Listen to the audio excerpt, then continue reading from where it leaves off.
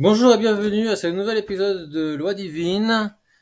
Un grand merci à Radio J pour cette interview de Karen Noblinski au micro d'Ilana Ferradian.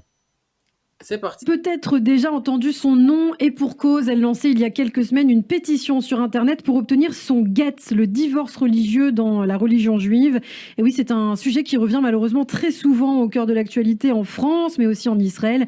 Mais ce matin, bien sûr, on va surtout s'intéresser à ce qui se passe dans notre pays et les difficultés d'obtention par une femme du get auprès des institutions juives encore aujourd'hui en 2022. Karen Noblinski, bonjour. Bonjour Ilana. Et merci beaucoup d'être avec nous ce matin sur Radio J. Alors vous êtes avocate au barreau de Paris, également chroniqueuse sur cette antenne, puisqu'on vous retrouve tous les mardis matins à 7h10 aux côtés de Rachel Fleur-Pardo.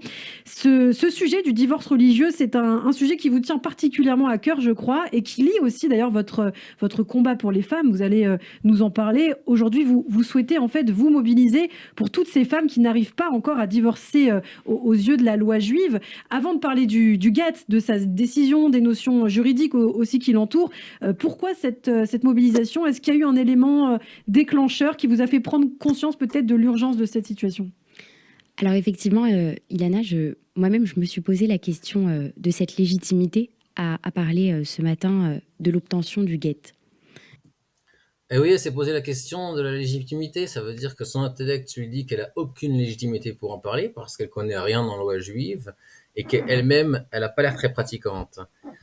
Et donc, elle n'a pas de légitimité. Mais ses émotions vont prendre le pas sur son intellect, elle ne peut pas se retenir et elle va forcément nous dire son avis. Mais effectivement, je ne suis pas une représentante d'institutions juives. Voilà, Je n'ai pas de titre sur cela, mais je suis une femme. Au cas où on ne l'aurait pas remarqué. Avocate, de 30 ans, de confession juive, moi aussi, comme toutes ces femmes.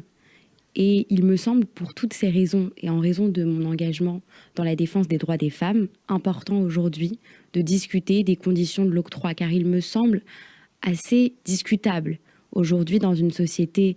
Les droits des femmes, hein. Je veux juste faire une petite précision. Tout droit qui est discriminatoire est en fait un privilège. Démocratique et moderne, que des femmes soient toujours dans l'attente pendant parfois de nombreuses années du get, et qu'elles soient, comme on les appelle parfois, Aguna, emprisonnées. Ouais. Encore une fois, utilisation abusive du terme qui nous attache et nous amène tous les cœurs. Aguna. Aguna qui ne veut pas dire emprisonné, qui ne veut pas dire attaché, qui ne veut pas dire enchaîné, mais qui veut dire ancré. Non. Une femme Aguna est une femme qui ne sait pas où son mari est passé et ce qu'il est devenu. Une femme dont le mari a disparu. Une femme dont le mari refuse le guet et on sait où il est, n'est pas une femme Aguna. Alors ça, on va en parler justement. Ce qu'il faut dire, c'est que vous n'êtes pas la première à en parler. Il y avait eu notamment Diana de la Viso. Effectivement, je ne suis pas la première et je ne serai pas la dernière effectivement à traiter de ce sujet. Diana Paola Levi, dans une lettre ouverte en 2019, avait appelé les représentants d'institutions juives, le grand rabbin de France, qui s'était d'ailleurs... Voilà, encore une sans légitimité qui veut maintenant enseigner la loi juive au grand rabbin. Positionné bien sûr et qui le fait toujours en faveur de l'amélioration de ces conditions-là. Et de réelles améliorations ont eu lieu au cours des 3 dernières années, mais effectivement, c'est un système qui est imparfait. Il y a encore d'importants loupés et on ne pourra... Alors de quel système parle-t-elle? Elle parle de la Torah est imparfaite.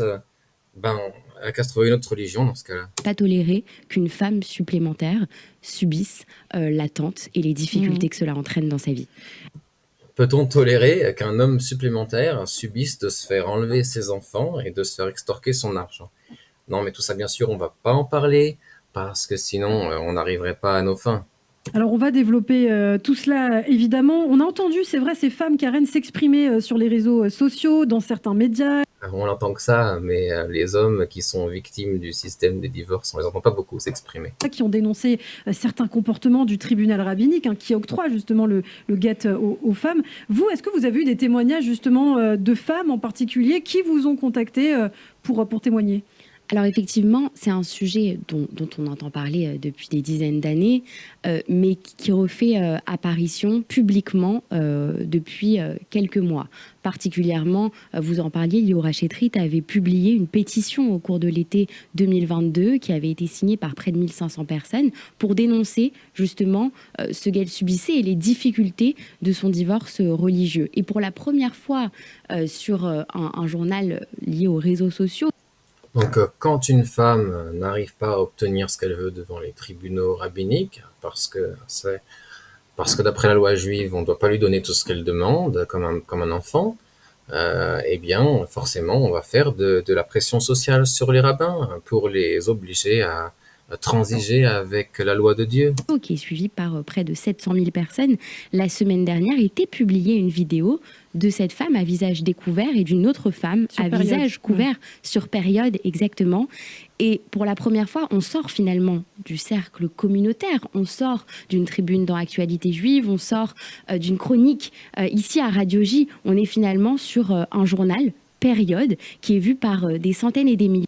Bon, c'est pas la première fois, hein. Il y a eu des émissions qui ont été faites sur les radios et télévisions non juives. De personnes et on pointe du doigt ces difficultés-là et ça aussi, ça a son importance. Alors, Mais quelle difficulté, quelle difficulté. vous me demandez, moi, en ma qualité d'avocat, j'ai déjà eu des appels de femmes qui sont confrontées à ce divorce religieux et qui veulent, car c'est possible en droit français, il y a une jurisprudence constante de la Chambre civile de la Cour de cassation sur ce point-là, saisir les juridictions civiles pour justement permettre l'obtention du guet.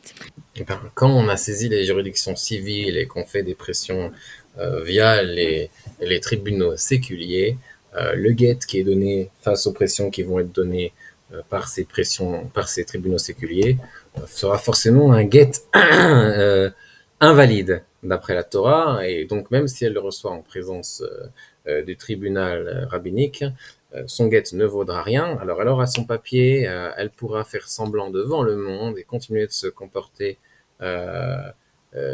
comme bon lui semble, sans avoir comment on appelle ça, de marginalisation de ses enfants. Ils ne seront pas appelés mamzer aux yeux du monde, mais quand elle arrivera dans le monde futur, Dieu lui fera remarquer que ses enfants sont des mamzerim, des bâtards. Donc, je ne pense pas que ça s'appelle aider les femmes que de faire des choses pareilles. On parle donc du guet et des difficultés à l'obtenir pour certaines. Alors concrètement, pour bien... Oui, je rappelle, l'interdiction de faire appel aux tribunaux séculiers, c'est donc dans le Shulchan Aruch Rochen Mishpat, Siman Kaf Vav. comprendre, on parlait du tribunal rabbinique. Qui c'est qui donne ce guet en France? Comment ça se passe? Est-ce que c'est l'homme qui doit en faire la demande au même titre que c'est lui, lui seul qui signe la ketouba lors du mariage? Expliquez-nous un petit peu comment ça se passe. Alors, effectivement, un mariage, c'est contracté par une ketouba, qui est le contrat de mariage, et la Torah reconnaît... Non, en fait, c'est pas vraiment la ketouba qui contracte le mariage. Ce qui contracte le mariage, c'est que monsieur dit à madame, tu m'es consacré par cet anneau comme la loi de Moïse et d'Israël, et si madame accepte l'anneau, ben, elle est mariée. La ketouba, c'est un autre sujet, hein, c'est comment on appelle ça, la ketouba, c'est une garantie en cas de divorce, en cas de répudiation pour madame. Et le droit au divorce. Le divorce, il est autorisé dans la religion juive, ce qui fait que le couple peut divorcer civilement. Concrètement, c'est pas le divorce qui est autorisé dans la religion juive, hein, comme je viens de le dire, c'est la répudiation de la femme par l'homme. Le divorce, c'est pas un droit qui est octroyé à tout celui qui veut divorcer. Dieu a mis le droit de divorcer entre les mains, de répudier sa femme entre les mains du mari, parce que les hommes n'ont pas tendance en général à détruire leur famille, contrairement aux femmes qui ont donc cette tendance hypergamique. pour rompre un mariage religieux, il faut que l'homme remette à son épouse, devant un tribunal rabbinique, en présence de deux témoins, un guet, qui est l'acte de divorce. Il n'y a que lui qui peut le délivrer à sa femme, et cette dernière doit l'accepter. C'est-à-dire que le tribunal rabbinique...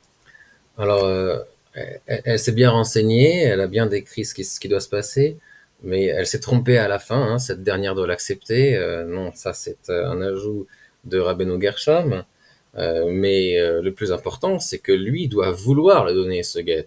Si son action n'est pas en coordination avec sa volonté, l'acte ne vaut rien. Parce qu'on parle ici de choses qui ont rapport à Dieu. Et Dieu, il sonde les cœurs et il lit les pensées. Et on ne peut pas tromper Dieu. Et donc, c'est là que tout se joue et que tous ces gens qui croient qu'il ne s'agit que d'une action physique se trompent complètement et mènent tout le monde dans les choux et dans les orties. Rabbinique ne va pas prononcer un divorce comme un juge ou un notaire homologuera un divorce civil. Le tribunal rabbinique ne fera que constater et il ne peut pas véritablement aujourd'hui obliger, contraindre et prononcer lui-même le divorce. Ce guet, il doit être délivré par l'homme. Alors, tout à fait, sauf qu'effectivement, il y a des cas où oui, le Beit Din pourra forcer monsieur à donner le guet, et là, le guet sera considéré comme cachère. C'est le cas où d'après la loi juive, il a l'obligation de donner le guet parce que ça devient insupportable pour elle de vivre avec lui. Alors, les cas mentionnés dans la Mishnah, qui a été rédigée il y a environ 1800 ans, c'est les cas de celui qui a vraiment une haleine vraiment qui pue de la bouche, du nez, ou qui fait un métier extrêmement puant comme tanneur ou récolteur d'excréments de chiens. À l'époque, ça servait de compost. Donc tous ces métiers, toutes ces choses-là qui puent énormément et elle ne peut pas supporter, fait qu'effectivement, si elle demande le divorce, eh ben, on a l'obligation de lui accorder. Attention, si elle demande uniquement le divorce, hein, pas si elle exige de l'argent, ou si elle extorque de l'argent, ou si elle enlève les enfants, uniquement si elle demande le divorce. Alors si elle ne lui demande rien d'autre, ben, il a l'obligation de lui donner le divorce dans ce cas-là. Le Beit Din pourra le forcer, et le guet sera considéré comme cachère, puisqu'effectivement, d'après la loi, il a cette obligation-là. Donc en fait, le Beit Din ne fait que ressortir la volonté qu'il y a en lui d'accomplir son devoir religieux, mais uniquement dans ces cas-là. Alors, et il faut aussi rappeler pourquoi on parle du guet, comme si c'était quelque chose finalement de capital. Mais oui, c'est capital pour les femmes juives. Justement, en quoi c'est important? En quoi c'est important? En fait, tant qu'une femme n'a pas reçu le guet, elle ne pourra pas se remarier religieusement. Ce qui fait que cette femme, elle est appelée Aguna. Eh bien non, encore une fois, elle n'est pas appelée Aguna, mais quand on a un agenda politique qui prend le pas sur la loi juive, notre Sainte Torah et notre Saint Talmud, alors effectivement, on dit n'importe quoi. Ce mot, il signifie emprisonné, enchaîné, ouais, c'est ça. enchaîné. Non, ce mot signifie ancré. Et la loi prévoit que toute relation entretenue en dehors d'un divorce religieux sera considérée comme une relation adultère. Et ça a des conséquences toutes particulières. Comme pour une femme mariée, en fait. Hein. Elle est toujours mariée, c'est ça, en fait, que ça signifie. Déjà, cette femme, elle peut garder ce statut Aguna pendant de nombreuses années, tant que l'homme ne lui a pas délivré le guet. Et de plus, si elle est amenée, dans ces années qui ont suivi la cessation des relations avec son époux, même si le guet n'a pas été prononcé, elle peut être amenée à avoir un enfant. Et cet enfant... c'est une fauteuse si elle a un enfant avant d'avoir son guet. Je veux dire, elle ne devrait pas avoir un enfant sans avoir de guet. Il faut faire attention à ce qu'on fait. Aura un statut de mamzer. Ce sont considérés, aux yeux de la religion, comme des enfants aux yeux de Dieu, illégitimes. Et ce statut de mamzer va suivre l'enfant qui deviendra homme ou femme plus tard, tout au long de son évolution dans le judaïsme. Et quelles sont les contraintes la plus connues? C'est que le mamzer n'aura pas le droit de se marier consistorialement dans une synagogue avec quelqu'un d'autre qu'un autre mamzer. Oui, c'est ça. Enfin, consistorialement. D'après la loi juive, il ne peut pas se marier avec un juif né de parents juifs. Il peut se marier soit avec un autre bâtard, soit avec un autre mamzer, comme elle l'a dit, mais elle a oublié un autre cas. Il peut se marier aussi avec il ou elle peut se marier avec un ou une convertie. Et vous savez ce qui est étonnant, Ilana, dans cette règle, c'est que en revanche, l'homme qui sera confronté au refus d'acceptation de sa femme du guet, lui par contre, si dans une union libre, il a un enfant avec une femme juive, cet enfant n'aura pas le statut de mamzer. Et c'est une contrainte supplémentaire que la religion impose aux femmes. Que Dieu impose. Mais on ne peut pas dire que Dieu est injuste. Alors on va dire la religion. Et qui suit la descendance, ce qui crée une difficulté considérable. Oui, ce qu'elle veut dire, c'est que le défaut, c'est que l'enfant reçoit le défaut d'un des parents. Hein. C'est le défaut de bâtardise. Si un bâtard a des enfants, les enfants sont également bâtards. Donc ça peut se propager indéfiniment. Et une atteinte toute particulière. Et c'est aussi simplement une question de respect, de liberté pour les femmes de leur accorder le guet si elles souhaitent refaire leur vie. Et c'est vrai qu'il y a cette notion d'horloge biologique aussi pour... Ben oui, il faut accorder aux femmes le guet dès qu'elles ont envie de refaire leur vie. Ben non, c'est pas comme ça dans la Torah. Dans la Torah, une femme, lorsqu'elle est mariée, ben elle refait pas sa vie. Et c'est un engagement, le mariage. Et donc, ces dames-là, hein, donc, bon, la dame de Radio J ne sait pas trop de quoi elle parle, mais elle pose la question. Ces dames-là du mouvement efféminisme veulent à la fois les privilèges d'une femme mariée et le libertanisme d'une concubine. Quand un homme épouse une femme dans le judaïsme, il s'engage à beaucoup de choses, il prend beaucoup d'engagements sur lui. La femme, en échange, prend l'engagement d'être fidèle à son mari et de lui rester fidèle tant qu'il le jugera nécessaire, à moins qu'il y ait une raison d'État de l'obliger à divorcer. Mais en cas contraire, c'est un engagement à vie. Et donc, non. Si elle veut pouvoir partir et refaire sa vie quand elle veut, eh ben, elle n'a qu'à ne pas se marier et vivre en tant que concubine. La concubine peut partir quand elle veut. Mais ces gens-là veulent à la fois les avantages d'une femme mariée et les libertés d'une concubine. Pour les femmes qui veulent refaire leur vie plus tard. Précisément, les femmes doivent pouvoir refaire leur vie. Les femmes...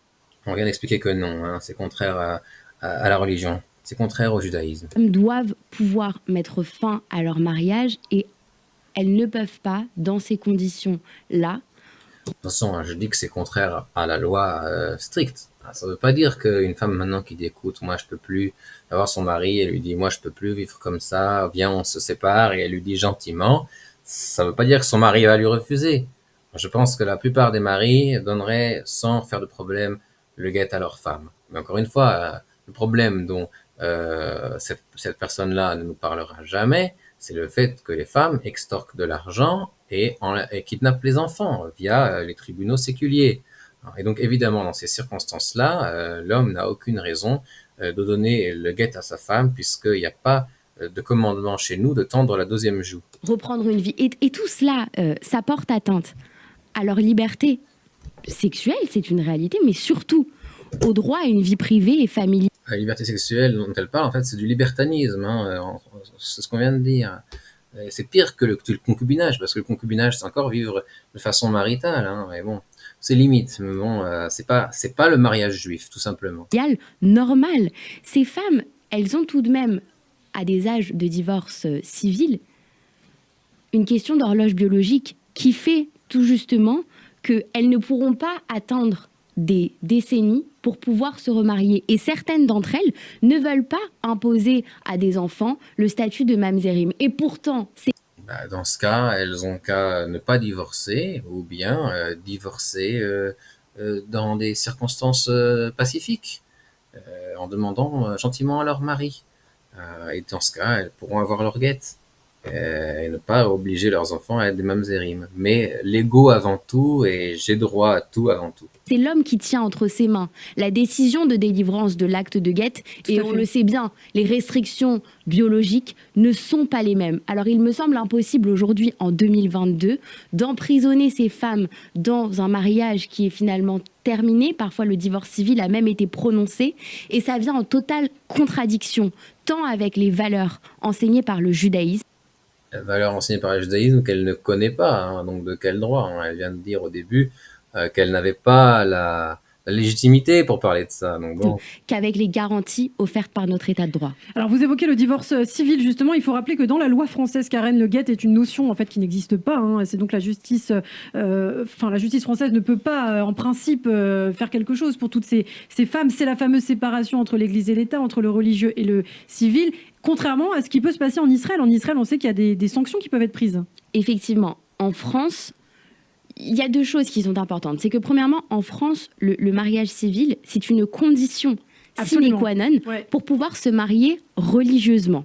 Et pourtant, il n'y a pas de réciprocité sur cette condition-là. Encore une fois, hein, c'est une condition pour pouvoir le faire officiellement. Hein. Mais officieusement, s'il lui a mis l'anneau au doigt en lui disant « tu m'es consacré par cet anneau-là », elle est mariée, hein, qu'on le veuille ou non. Parce que comme vous le voyez, et on ne serait pas là aujourd'hui à en parler, le fait que le mariage civil soit dissous n'entraîne pas obligatoirement la dissolution du mariage religieux. Alors ça déjà, c'est une règle qui c'est quelque chose que vous trouvez contradictoire. Oui, ce que je trouve contradictoire, c'est qu'il n'y ait pas de réciprocité entre ces deux règles. Il faut un mariage civil pour atteindre le mariage religieux, et pourtant, la dissolution du mariage civil n'atteint pas la dissolution du mariage religieux. Ouais. Ce qui étonne aussi, c'est qu'effectivement, nous sommes dans un pays laïque. Il y a une séparation entre le religieux et le civil. Ben non, elle vient de dire que non, elle vient de dire qu'il y a des lois de la Cour de cassation là, qui permettent de faire pression sur les maris. Donc, elle tire la ficelle par les deux bouts, là. Quand on veut, on dit qu'il y a séparation. Quand on veut, on dit qu'il n'y a pas séparation.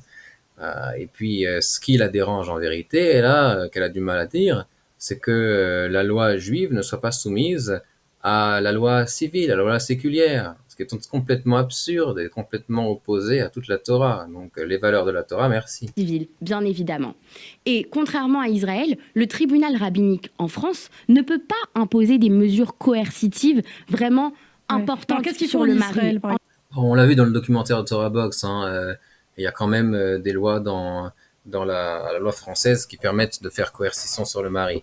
En Israël, il y a bien évidemment, il n'y a qu'un seul mariage. Le tribunal rabbinique est à la fois le mariage civil, effectivement.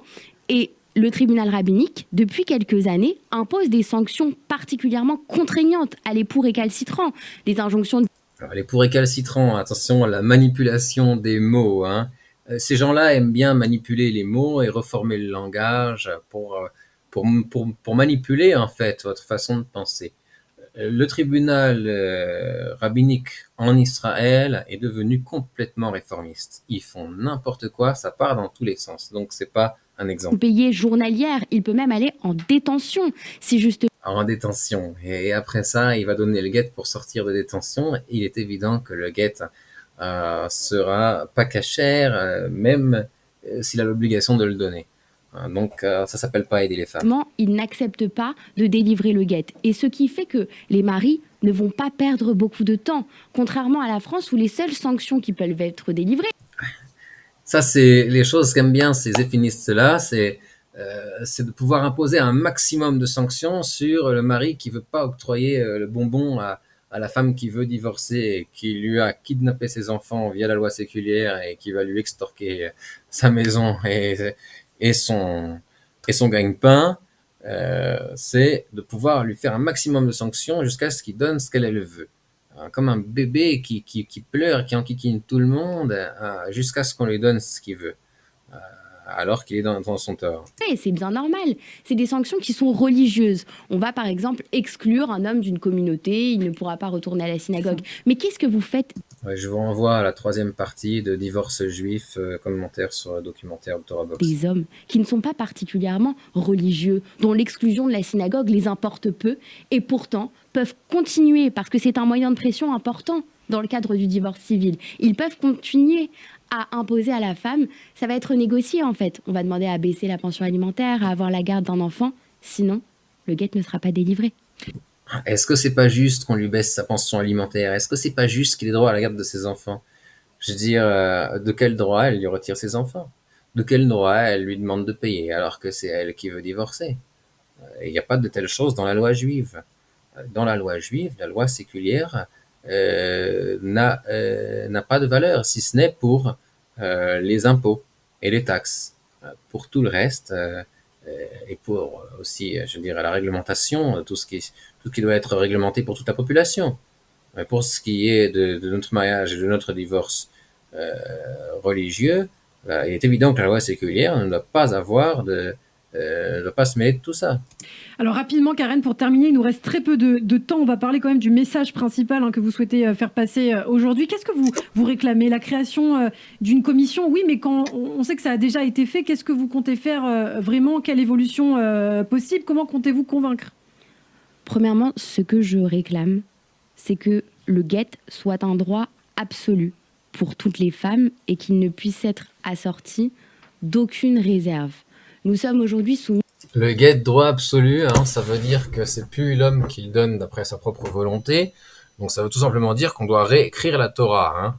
Donc c'est une guerre contre Dieu. Donc cette dame-là, Karen Noblinski, part en guerre contre Dieu et elle nous parlait des valeurs du judaïsme. Ça fait bonne figure, en effet. à bien sûr des lois bibliques ancestrales qui existent. Ben oui, on va le mentionner quand même pour pas avoir l'air de dire le contraire et de s'y opposer. Mais il me semble que le tribunal rabbinique, pour aider ces femmes, et il le fait déjà, je tiens vraiment à rappeler qu'il y a eu des améliorations. Des évolutions, oui. Énorme sur ces questions et qui aident les femmes au quotidien. Mais il y a encore trop de loupés et il me semble que certaines règles peuvent être aujourd'hui. Ah oui, si une femme n'a pas ce qu'elle veut, alors tout est loupé. La seule façon que les choses soient bien faites, c'est quand toutes les femmes ont ce qu'elles veulent, sans qu'il y ait d'inspection sur la façon dont elles se comportent elles-mêmes et de la façon dont elles font les choses vis-à-vis de leur conjoint. Ça, non, on ne peut pas y avoir. Interprété au regard de l'ère dans laquelle nous sommes. Et que des avantages et pas de responsabilité pour les dames. Nous ne pourrons plus tolérer qu'il y ait un manque de liberté et de dignité pour ces femmes-là. Et donc le combat n'est pas terminé. On va vous retrouver très bientôt, peut-être sur ce front, peut-être dans la presse. C'est la lutte finale. Merci d'avoir écouté jusque-là. Mettez un pouce, envoyez à une connaissance la vidéo et rendez-vous à la prochaine fois.